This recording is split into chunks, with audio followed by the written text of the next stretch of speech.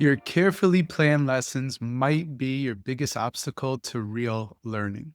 We spend hours designing the perfect unit, preparing materials, building the ideal experience. We show up with our agenda locked in, our timeline set, our outcomes predetermined. But here's what's happening on the other side of the classroom door. Students are asking questions you didn't anticipate, noticing things that you didn't plan for, and bringing their natural curiosity to moments you've already moved past. When we force learning into these neat 42, 43, 45-minute boxes and rigid lessons, we're operating from an outdated version of education, one that is built on the industrial model. You've heard this before. Meanwhile, our students are disconnecting. They're bored, and they're telling us through their behavior and through their absence and their lack of enthusiasm that school doesn't compete with the real world that they're living in and facing. The cost of holding too tightly to our plans isn't just missed learning moments, it's lost engagement, diminished joy, and students who walk out the door thinking that school sucks. Well, what if the breakthrough moment isn't found in what you prepared? It's found in the pine cone on the ground. What if the magic happens when you have the flexibility to follow your students' natural curiosity, even when it means abandoning your lesson plan entirely? Today, we're diving deep into experiential education and adventure learning with Phil Brown, an experiential and adventure education trainer at High Five Adventure Learning Center. Phil's going to teach you how to build stretch moments that actually stick, create connections before content, and transform your campus into a place where students are genuinely excited to show up. I'm Danny Bauer. This is Better Leaders, Better Schools, the original Ruckus cast for visionary leaders who want to do school different, even within the confines of a traditional system, so that we create campus experiences that are worth showing up for. Thanks to Ruckus makers just like you, this show ranks in the top 1% of nearly 4 million podcasts worldwide.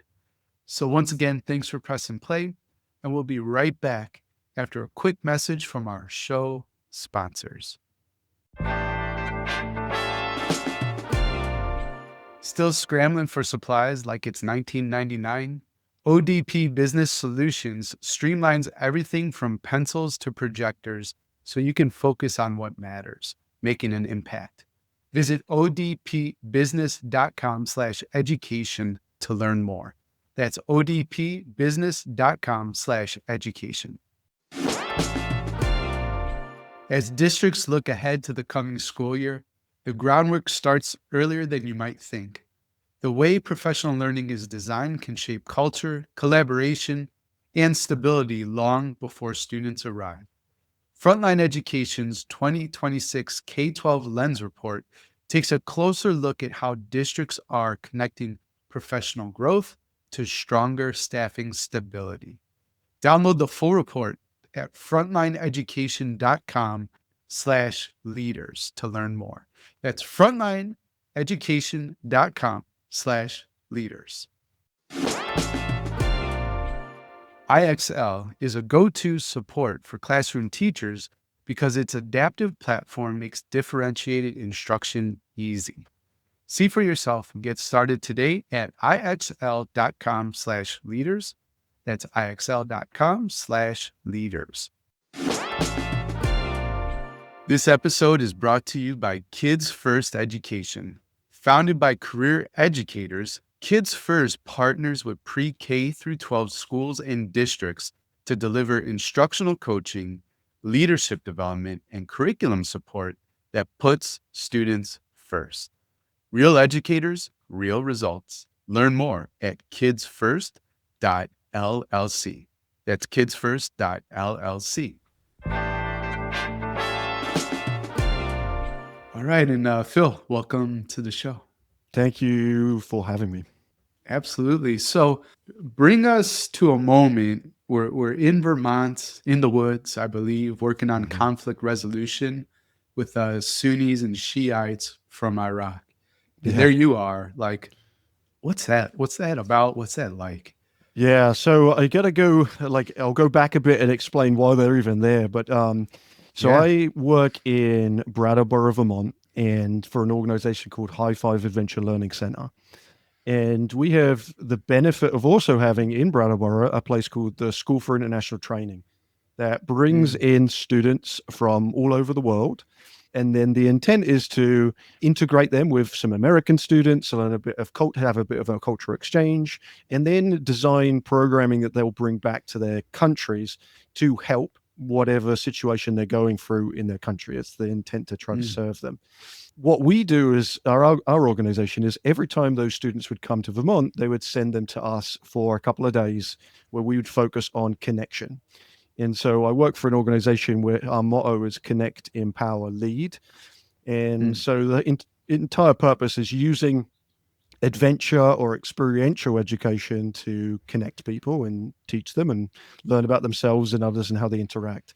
So this particular group was for Sunni and Shiite 18-year-olds, so high school seniors, who were coming to Vermont as part of a program to bring back some conflict resolution programming and back to their nation in Iraq. And for those who don't know, Sunni Shiite populations, then they do not get on. So it was quite a dramatic experience for them coming here, seeing them get off the bus, arrive in Vermont, and the intent for us was to try to connect them to groups of students.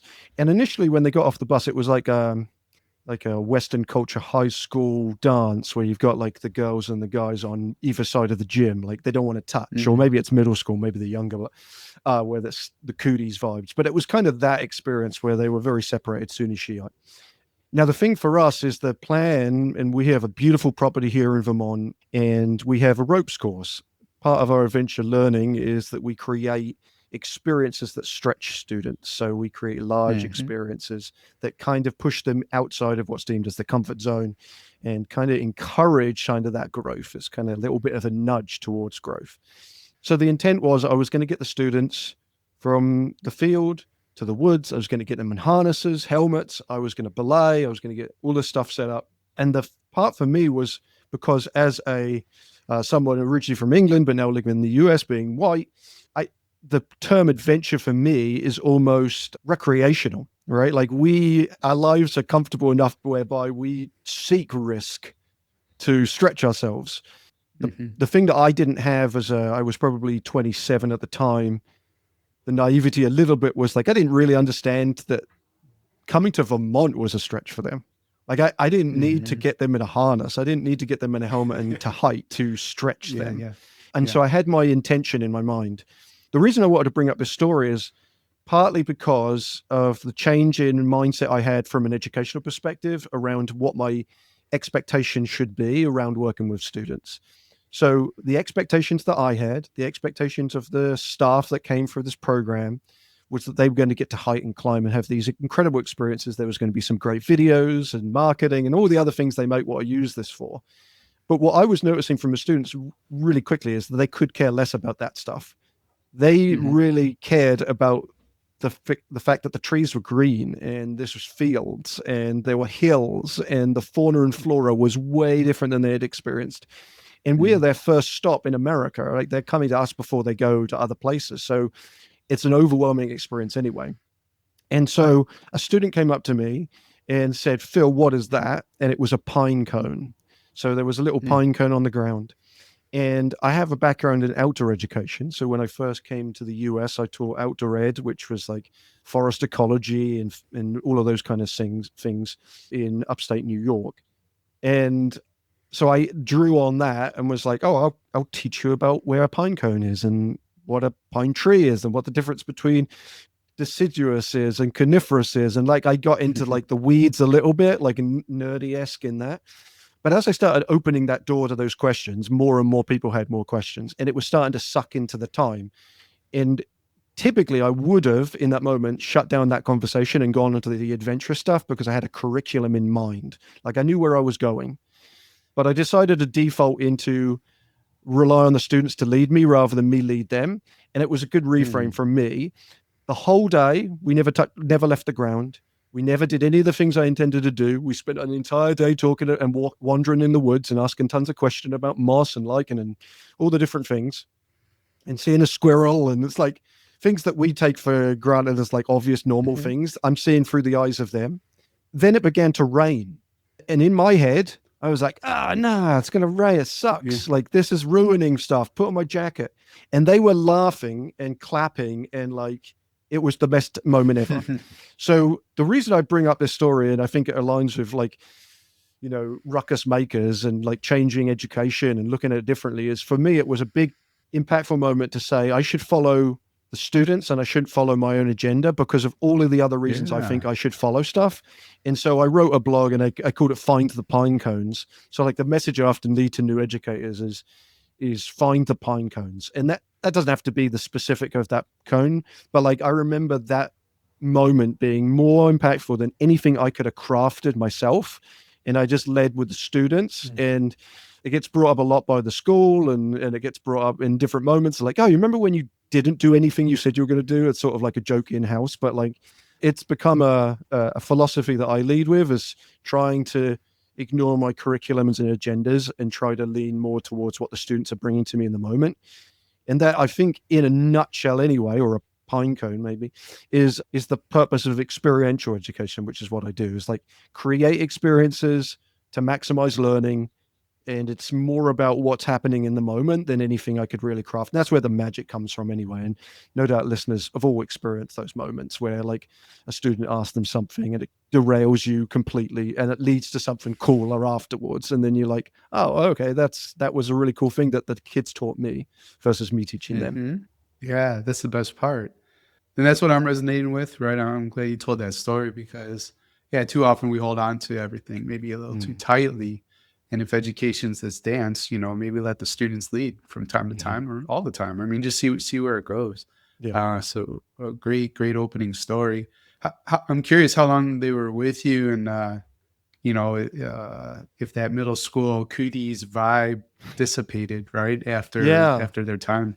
Yeah, I would say so. They were with us for a full day. They were only with us one day, but they were in that Okay. program for a couple of months.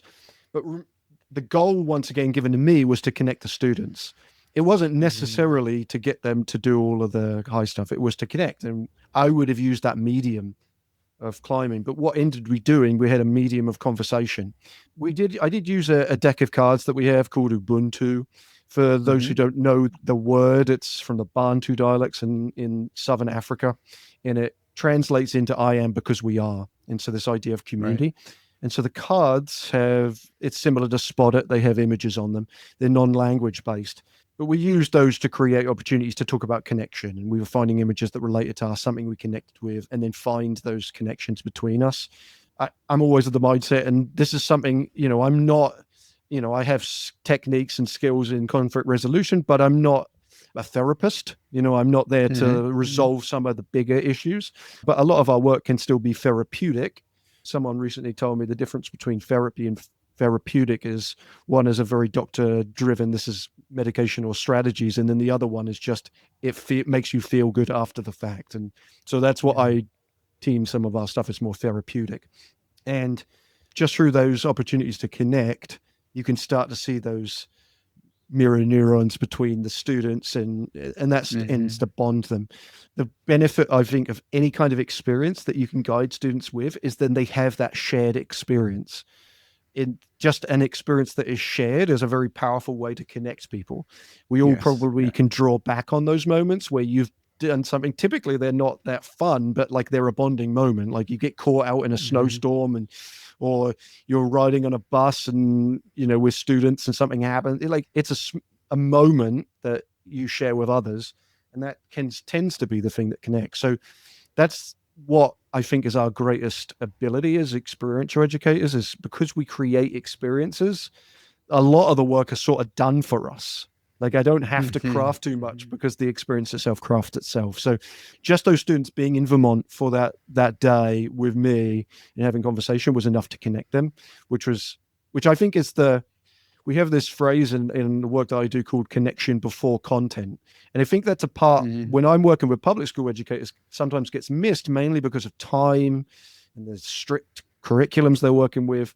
but like spending the time to connect. If you just did a day of connection and ignored the curriculum for a day, the benefits after that are so powerful because you're able to develop your content quicker if the groups are connected, and especially to you as the adult role model in the group. So yeah, connection before Yeah. content.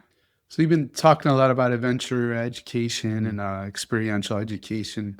I'm curious, like, how do you define experiential education? Yeah. So I what I don't want to describe it as, I'm going to sort of like say what I don't want to describe it as because I think it get Sure. mixed in there somewhere.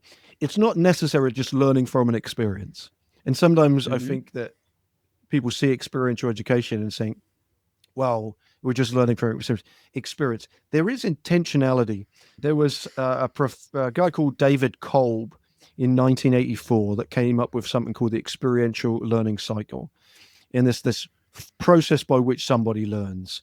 The first is to be able to go through the concrete experience. So, like you do something.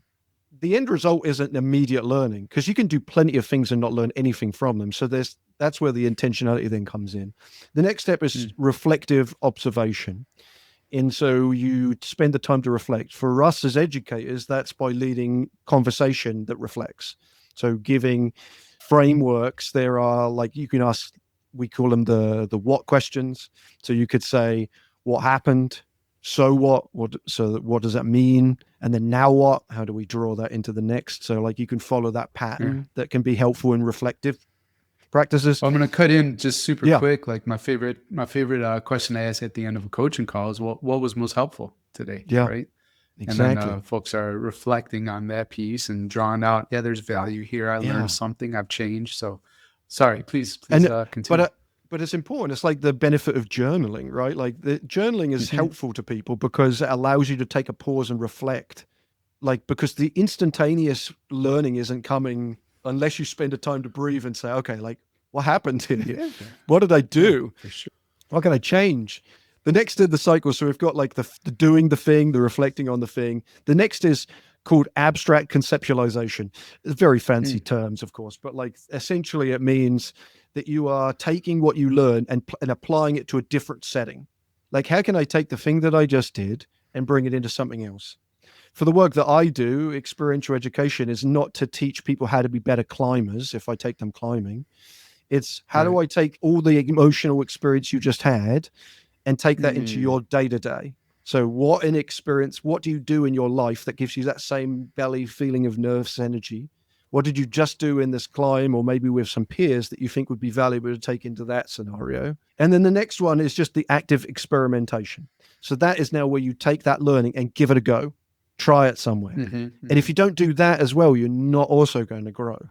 So you can't just expect, all right, I did something and therefore I'm done. It's like when people do public speaking, and I think it's the number one fear, because I work at Adventure, Right. I deal with fear a lot, but the number one fear in the US, and I actually think it's in the globe when I looked it up, is something called glossophobia. And glossophobia is the fear of public speaking. Yeah, And yeah. And then death, right, is number two. yeah, probably death, probably heights Uh, are in there uh, somewhere because people will say that. yeah. But fear of public speaking is if you just say, okay, I want you to go up there and speak, that won't solve the problem of public speaking. That won't get rid of their fear. It might only enhance it because now they're like, oh, yeah, now I know why I'm scared. But it's to take what they did in that experience and then how can you reflect on it? How can you put that into a different scenario? And then how can you give it a go again somewhere else? And that kind Hmm of hmm pattern of repetition is what experiential education is. How do we create something, reflect, take that information, do it again, rinse and repeat? And it takes intentionality to do that. The adventure word, where I do adventure education, it just means doing that exact same thing, but in a more stretched adventure scenario. So that's like ropes courses and climbing and Ropes, all yeah. those. Yeah, that's where I take the Whitewater same model rafting. and I just bring it into a bigger world. Yeah. Yeah, that's super cool. I must have been dropped on my head too often as a kid because I'm super happy to get on stage and talk to 1,000 people. It's n- I, I'm nervous, Yeah. but that always disappears, and it's so funny to me because like that in that moment I feel alive. Mm. But put me in a networking event, and I hate like talking to the same people. Yeah. That is terrible to me. Hmm. So, Yeah. uh, anyways, just wanted to share Yeah. that. I relate. Um, Okay, cool. So, thanks for defining experiential education and talking about those components too. What do you so other than like that experience sort of misconception, are there any other Mm, misconceptions around experiential and adventure education that you want to yeah. touch on? Or you, Yeah, I was once introduced in a school. I was working with like I think it was 500 high school seniors. I was doing like a team development thing at the start of the year. I got introduced on mm, stage as Phil Brown, the kayaking guy.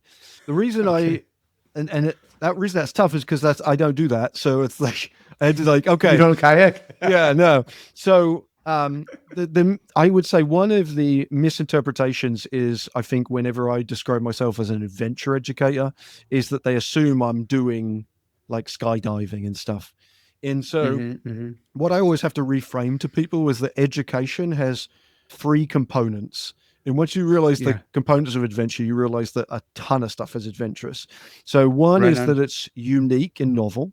So, something that you don't typically do on your day to day. Mm, The second one is there is risk. That could be physical risk for sure, but it could also be social or emotional risk. And then the last one is there's a learning outcome. So you're going to, something will happen, you'll learn something. And it could be that, hell no, I don't want to ever do that again. That's a learning, but that is inherent in an adventurous experience. Once you have those right on. things of novel, risk, and learning, and you take that, you can apply that to so much. Like when my daughter was born, and every day since she's 10 now, every day is an adventure because I just don't know what's going to happen. All right. So something's going to come through the door and she's going to come with something and I'm going to learn something about it. And it's going to be super risky, mainly for my mental state. But like that's an adventurous experience. The thing that I often tell educators is you don't need to have a ropes course. You don't need to have a massive outdoor facility. You don't need to go out into the woods to have an adventurous experience. You just need to craft moments that can be those three components, and then you can draw on it, and then Mm, you can be saying you do adventure. And so a large part of my work is I teach educators how to create adventure programs in their schools, and one of mm, those is just adventure in the classroom. Like that's my start initial point. Like, how do we create an hmm. adventurous moment for you? How can we redefine adventure a little bit and realize the power of that? If you find it then super valuable, then you can create more stretching moments and do ropes courses. But like that's not the end result. And as much as I have Right. skydived before and I think it's awesome, that's not that's not what I do for a job. Okay. Yeah, I want to try open mic stand-ups in 2026. So that would be adventure learning Oh, for me. I've It checks all yes. those boxes. And I don't it's it improv. I was talking to a guy about improv. Improv is the greatest skill that I think an educator could learn because like I do the that. I do that. adaptability Yeah, is stand-up's a bit different. I did stand up in New York City when I lived there. I did one open mic night when I lived there when I was in my mid 20s, and I had that. How'd It it go? was terrifying, and I got a couple of laughs, and I bombed a couple of Okay. times. You know, so it Yeah. was like that. Yeah, that was tough. I think you'll love it.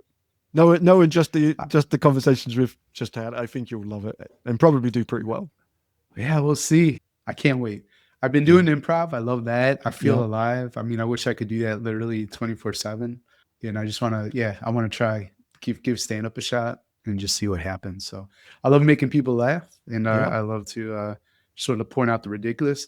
Plus, I mean, I'm not gonna talk about what we were discussing in the pre-chat, but there are serious things that are obviously happening all the time in the world. And through comedy, you can address a lot of those very hmm, serious things and get people to think that might not have thought about it in a way they should potentially if you were just sort of talking about it versus joking, having yeah. jokes around it. So Do yeah, you that'll be combine humor into the way you teach when if you're teaching? when I was in the classroom, Yeah, absolutely, yeah, 100% all the time, and often during client coach calls, mhm, I'm definitely looking for opportunities. It just kind of comes natural, but is there something inherently funny about the situation, or how can I just laugh? Sometimes like people get so worked up about a yeah, thing that's like it's really not a big, and I'll just mhm, laugh at them, not to be mean, yeah, right? But to be like, let's zoom out. Like, are you yeah. really? This is the thing that's gonna ruin everything? Like, come on. So definitely. Yeah, Mhm. always trying to Yeah, get jokes and I laughs think in there. humor in is like massively underutilized skill. That seems like, to be Yeah. honest, it's in the same way. Like I've got a light behind me that says play. A large amount of the work that I do is play based, and so Yes. Yeah. there's so much the demeaning out there in the world about like what play is. I tell educators, your aim is not to be childish, but be childlike. So Hmm. like play is a huge part of their life. So be with the play. And I am a super goofball. So I'm like, I cannot, Yeah. Me too. the seriousness is challenging for me. Like for people who maybe see this video, I'm wearing a very bright, luminous pink sweater. I was going to dress more formally, and then I was like, I'm not. That's not Please me. don't. Yeah. Yeah, Yeah. it's not Yeah. me. It's not playful. So I think that's. Right. I always tell people just like, be embrace the humor if you can. Well, you see, I got the nutcrackers, the Yes. toys.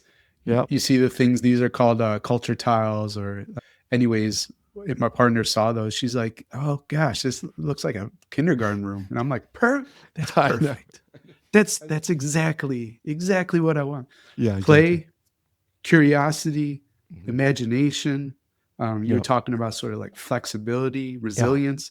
Yeah. These are all childlike qualities, right? They fall Incredible. down, Yeah. they get back up. So Mhm. yeah, so good. I think that kind of segues a bit to like the idea of a stretch zone, because I think kids Mhm. have a wider stretch zone compared to adults. But how does stretch zone, yeah, connect to adventure and experiential education? Why is it so important? Yeah. I think that there's this thing we call spheres or challenge zones.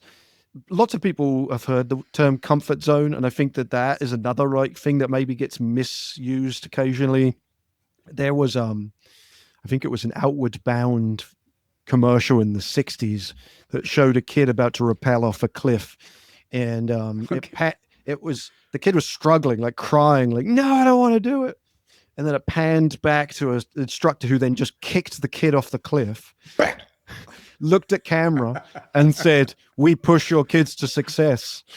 So I think that that was the comfort zone thing was sort of from that world. Just like, in order to get moments of growth or change the dynamics, I have to push you into something. So people will say like, oh, I'm going to Mm, push you out of your comfort zone. It's like, yeah, don't push anyone out of their comfort zone. It doesn't typically go the way you hope it would. But we have this comfort zone model. It's like a circle in the middle. That's our comfort zone. Comfort I describe as where you are at the most relaxed and comfortable you could imagine. So for me, it's like a cup of tea, sitting on my bed, reading a book. Like I'm like immersed in that world. Like I'm pure mhm, relaxation. What can we learn from that? We can learn that that's a safe space, and that's not a bad thing to learn about. The next zone is what we call this, like, and it's a bit of a spectrum to it, is called that stretch zone, otherwise known as the mhm, challenge zone. And mhm, that's where majority of our learning occurs. And it's a spectrum. The closer to your comfort you are, the less you'll learn, but the more comfortable the experience is. The further away from comfort you go, the more you might learn, but the less comfortable it is. And that kind of makes sense for experience. The problem, though, is there's an outside circle which has no spectrum, and we call that the panic zone. The only thing that you learn when you panic is, hell no, I don't want to do it again. And mhm, we've all been in situations. You can all resonate with the idea of what panic might feel like. That's the butterflies in the stomach. That's feeling nauseous. That's the sweating. That's the red face. That's the hand shaking, eyes wide. There's so much physiology that goes into panic. That's where yeah, we don't, as adventure educators or experiential educators, that's where we don't want to bring our students. And I think that can be the mistake that I see when people start out. You just go too far too hard. You're like, oh, I'm going to do this really cool thing. And then you realize that half of your participants don't want to do that or are terrified. And what did you learn from mhm, that? It's the Spider-Man quote of, with great power comes great responsibility. And I think that right, that's in our world is a big deal, because we can have such positive impact, but we can have the converse of that. We can have terrible impact if we just bring them too close too quick. And so I the way that we teach it is always through guidance of how do we get to real struggle? How do we get to that moment where we really struggle? And then how can we empower our students to be able to say no and actively say, I don't want to do this anymore because I'm starting to feel panicked.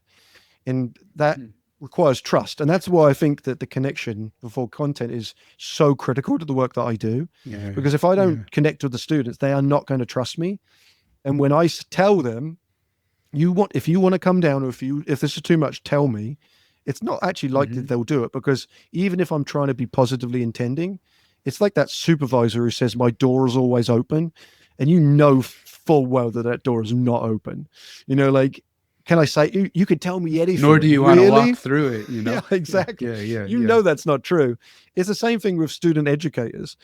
I can tell them everything I want, but they're not going to believe me unless I prove that there's worth in that. So, and then how do we craft it so that they're only within that challenge zone? And that's a really tough Mm. thing. That comes with experience, knowing where that line is, and like being able to read your groups and identify the individual behaviors that you see.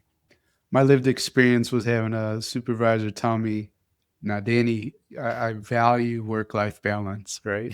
Yep. But I'm still going to write you up for having a personal trainer, doing your morning workout, and showing up at, I don't know, 7:05 instead of 7 o'clock for the school day. Even though the kids don't arrive until 8 o'clock, Yeah, yeah, there was a lot around that. I yeah. was like, yeah, but you value work life balance. I got it. Okay, Exactly. right So what on. did you learn? You learned they didn't. Yeah, So it's that exactly. Yeah. I learned a lot that year. I learned a lot. ODP Business Solutions, formerly Office Depot Business Solutions Division, has been a trusted partner for schools for 30 years. At ODP Business Solutions, we're by your side to meet your evolving education needs. Let's talk about what keeps ruckus makers up at night. Creating engaging learning spaces while juggling budgets, safety protocols, and those endless supply lists. Here's the game changer. ODP Business Solutions helps you tackle it all. We're not just another vendor, we're your strategic partner in transformation. Want to turn a tired computer lab into a STEAM innovation center? We'll help design it. Need to keep 8 schools stocked and spotless? We've got sustainable solutions that scale. Looking to upgrade from whiteboards to interactive displays? We'll guide you through the entire process. And the best part, you can get it all from a single supplier. That helps you simplify ordering and streamline budgeting while staying compliant with easy access to cooperative contracts. However you want to advance, ODP Business Solutions has 30 years of experience helping districts like yours get ahead. Visit odpbusiness.com/education to learn more. That's odpbusiness.com/education. Summer sets the tone. When the professional learning is intentional and built for collaboration, it can strengthen culture before the year even begins. Frontline Education's 2026 K-12 Lens survey report found staffing pressure has eased overall, but gaps still remain. Districts reporting easier hiring are more likely to have professional growth that's structured and targeted to individual goals. So learning carries well beyond onboarding and supports ongoing improvement. Nearly half of districts that use software to manage and provide professional growth say hiring has gotten easier compared to 30% that don't use software. Download the full K-12 Lens report at frontlineeducation.com/leaders to see the data and the practices behind stronger culture and retention. You can get that report at frontlineeducation.com/leaders. Teachers love the support that IXL provides in the classroom, and ruckus makers love it all as well because IXL also gives school leaders meaningful insights on every level. Put your finger on the pulse of student performance with IXL and its dashboard to drill down to see progress and growth for individual students. You can even customize reports to hone in on the information that matters most to you. IXL helps ruckus makers make data-informed decisions that will benefit their students' growth goals. Get started today at ixl.com/leaders. That's ixl.com/leaders. Better leaders build better schools, and the best leaders don't do it alone. This episode is supported by Kids First Education. Founded by career educators, Kids First partners with pre-K through 12 districts and schools to strengthen teaching and leadership from the inside out. Through personalized instructional coaching, leadership development, and curriculum support, they help teams make data-driven decisions that improve student outcomes. Their approach is built on collaboration, reflective planning, shared problem solving, and a relentless focus on what's best for kids. Whether you lead a single building or an entire district, Kids First meets your team where they are. See how they can support your school or your system at Kids First LLC. That's kidsfirst.llc. This all sounds so wonderful. Adventure education, Yeah. experiential education, but it's not, I don't remember in my studies, right? And when I was Mhm. getting certified, really being exposed to this kind of thinking. Why do you think that gap exists? It's interesting because I was interviewing someone at one point, or I was having a conversation with an educational historian at Boston University, Mm, and I was asking him, like, this whole traditional education thing, like, where did that come from? He really defines traditional education as industrialized education because the public sure. school environment really is setting up students for the industrial age. Think about the bells, and there's a lot of indicative parts of school life that are setting students up for a factory based work life that doesn't exist anymore. But if you go Mm, before then, experiential education was the main way that people learned because that we weren't designing our next level of workforce because that wasn't the intent. I think where the struggle is we've gone so far into that industrial educational model that it's hard for us to see outside of that because we've got real structures that are preventing it.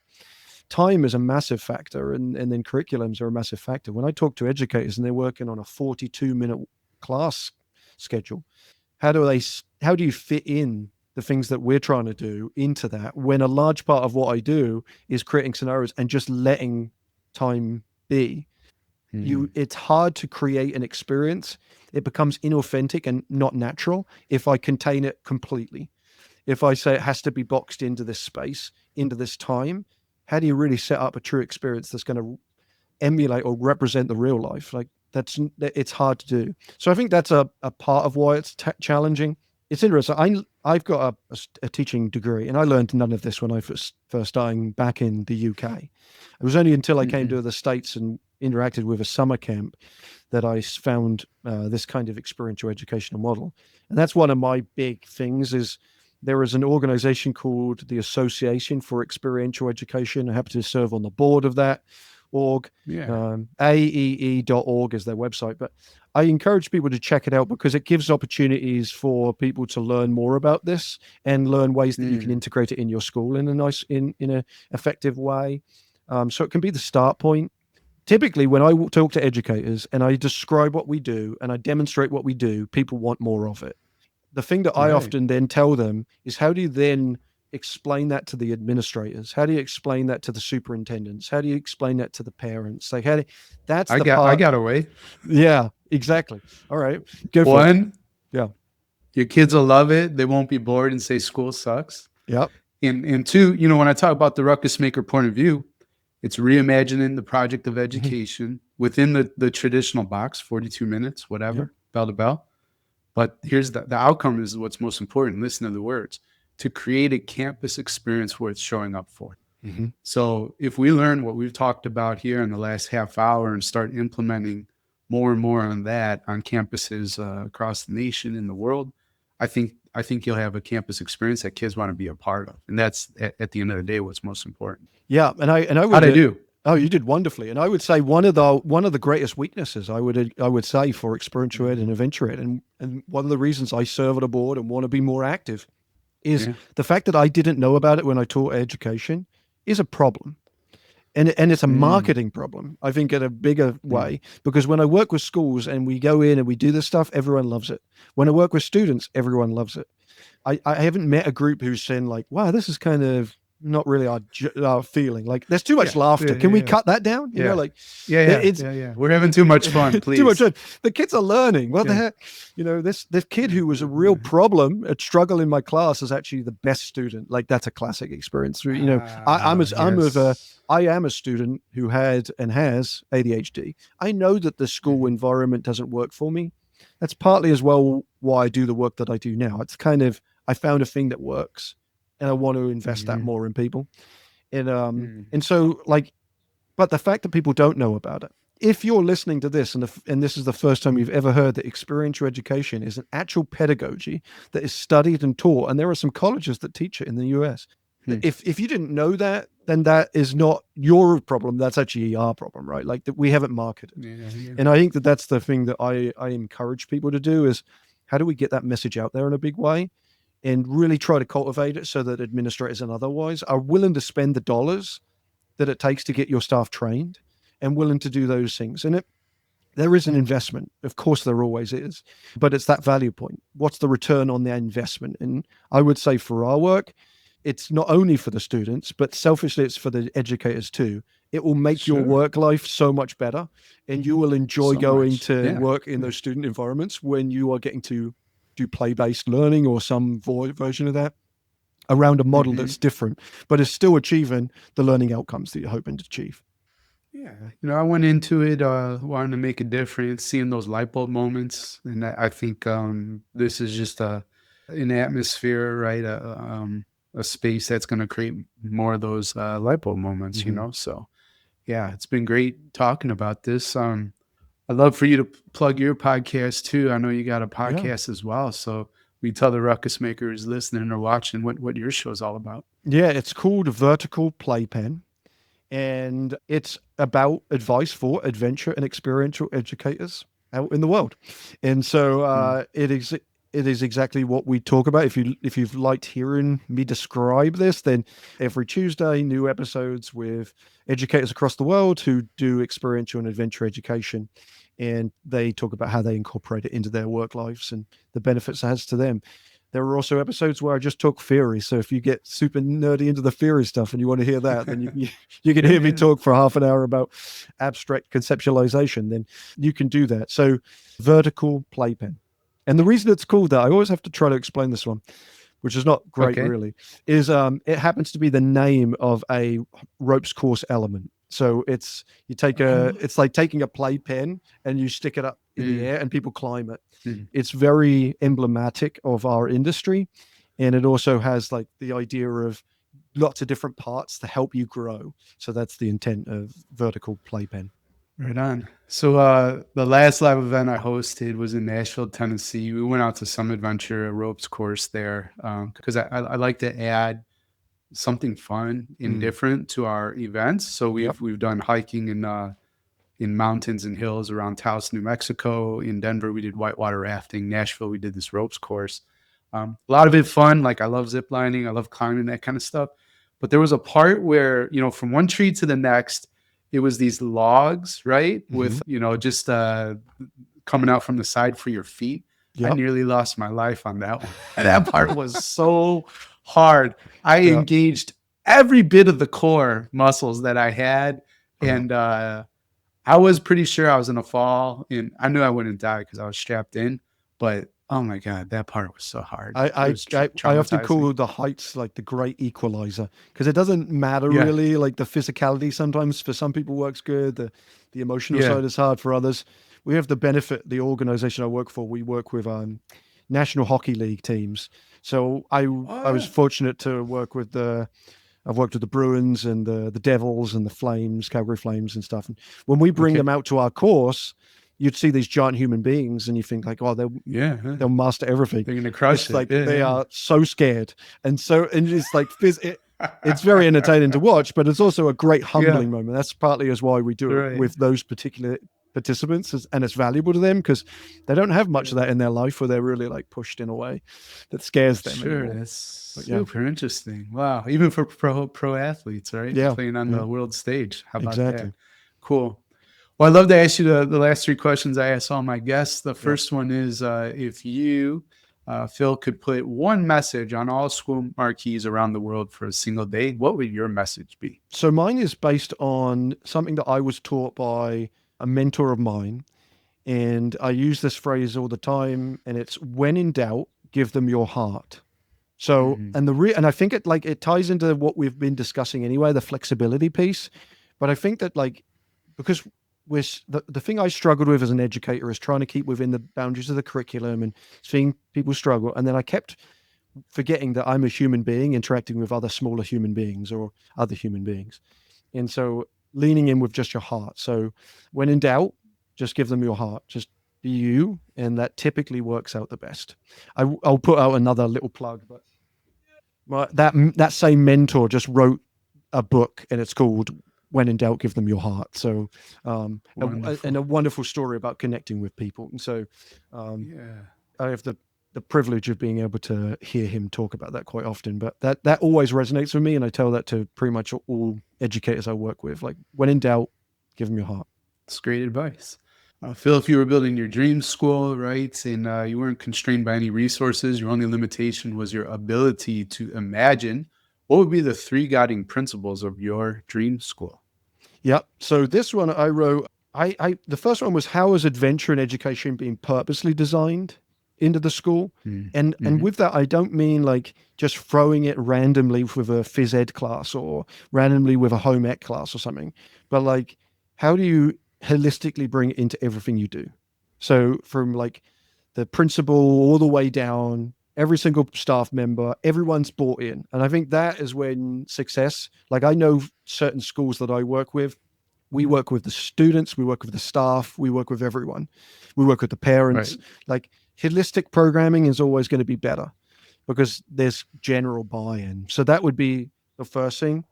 The second one was pure investment into staff education. The Mm. is unlimited because, as we said, we're unlimited resource, but like That's actually right. investing in staff, I do think that there's a petering out of excitement from education when you're not being reinvested in. I think that's probably too For true sure. for all fields, but like it's not just pay increases you want at the ends of the year as much as those are helpful, but you do want people to actually say like, we value you. So education for them.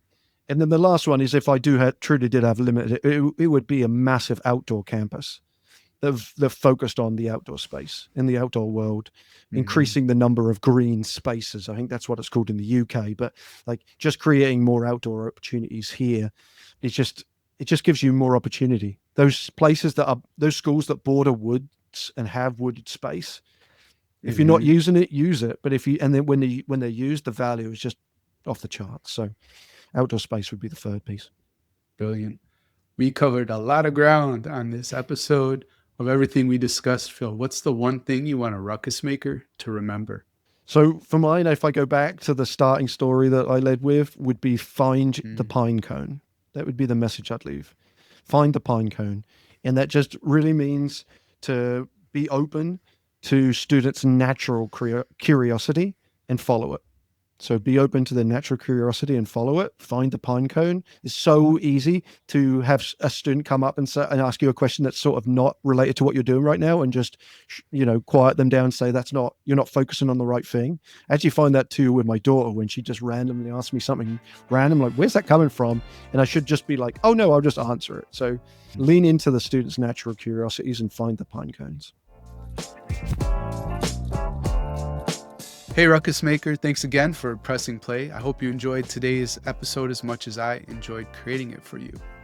And before you go, if today's show shifted something in your mind or sparked an idea about how you could do school different, then I think you'd be a great fit for what we call the Ruckus Maker Mastermind. The Mastermind's a private community of innovative school leaders who meet weekly to grow, reflect, and disrupt the status quo. You can create the campus experience your staff and students deserve. Applications are now open, and go to betterleadersbetterschools.com/apply to put your application in.